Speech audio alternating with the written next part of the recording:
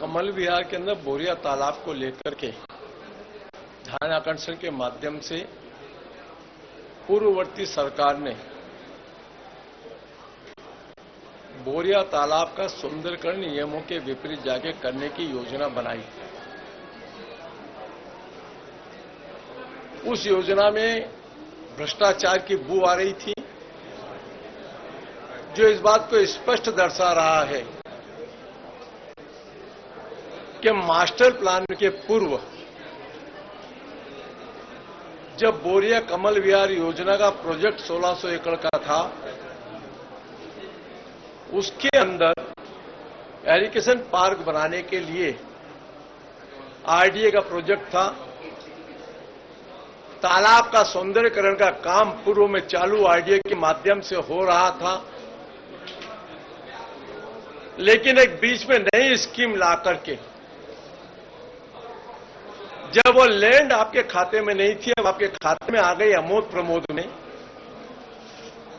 तो अमोद प्रमोद के अंदर लैंड होने पे कौन कौन से काम हो सकते हैं, कौन कौन से काम नहीं हो सकते हैं, टेंडर निकालो। टेंडर की एनआईटी में आपने कहा कि ठेकेदार लैंड यूज चेंज कराएगा। ये पहली बार देखने को मिला कि जिस लैंड का पर्पस क्या होना चाहिए, वो तालाब के सुंदरीकरण के साथ साथ में वहां पर क्या क्या निर्माण होगा, इसकी स्पष्ट जानकारी के साथ में आप टेंडर आमंत्रित कर लिए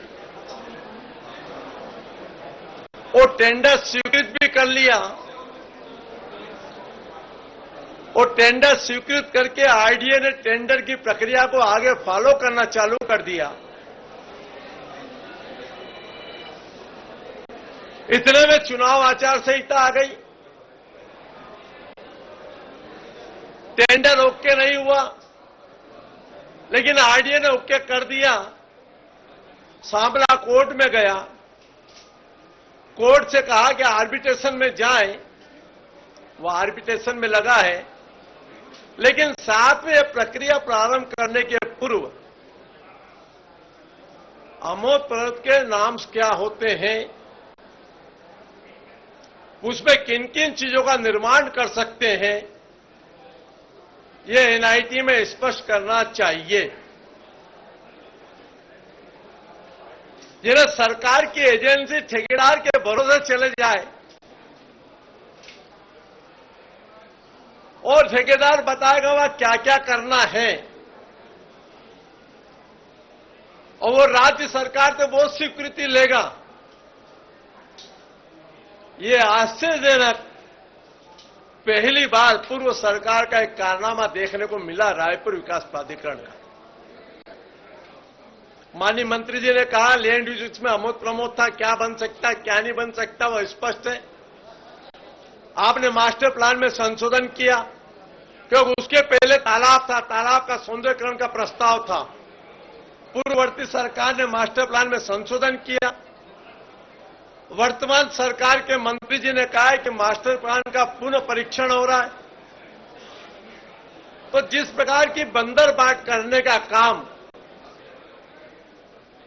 पूर्व सरकार, पूर्व मंत्री और आरडीए के अध्यक्षों ने मिलकर के एक बहुत अच्छी योजना 1600 एकड़ की एक टाउनशिप सरकार की पब्लिक प्राइवेट पार्टनरशिप के माध्यम से बनी है, उसकी योजना को ध्वस्त करना, आज कमल विहार की यह स्थिति कर दी है।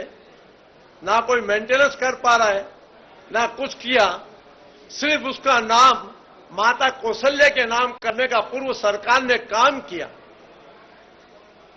लेकिन वहां कोई काम नहीं किया। और इसीलिए जो खाली जमीन है, उन खाली जमीन की बंदरबाट करने का जो काम उन्होंने किया है, उसको लेकर के आज मेरा प्रश्न था। मंत्री ने जांच की घोषणा की, संपूर्ण विषय जांच के बिंदुओं में आएंगे और दोषी के खिलाफ में कार्रवाई होगी, यह सुनिश्चित है। सामान्य पूर्व सरकार ने गाइडलाइन में 30% की छूट दी, वो गाइडलाइन के साथ में ये कहा, पंजीयन शुल्क बढ़ा दिया। वो पंजीयन शुल्क में जिन लोगों को पैसा पटाना चाहिए, वह बड़े बड़े लोगों ने जमीनों की खरीदी के अंदर केस का ट्रांजैक्शन किया। यही मैंने माननीय मंत्री जी से कहा है कि कितने लोगों ने केस का ट्रांजैक्शन किया, इसका मिलान होना चाहिए, क्योंकि कहीं न कहीं राजस्व का नुकसान भी हुआ है और केस के ट्रांजैक्शन को जब तक आप दोनों को टैली नहीं करेंगे, इसके अंदर कितना कितना क्या हुआ, तब तक ये पता नहीं लगेगा। इसलिए मंत्री जी ने कहा है हम नई प्रक्रिया भी लेकर के आ रहे हैं और इसको भी देखेंगे। आज मंत्री जी का बहुत ही इस वाले मामले पर एक स्पष्ट दिशा निर्देश के साथ एक सोच भी उन्होंने प्रस्तुत की है। मैं आज उसका भी स्वागत करता हूं।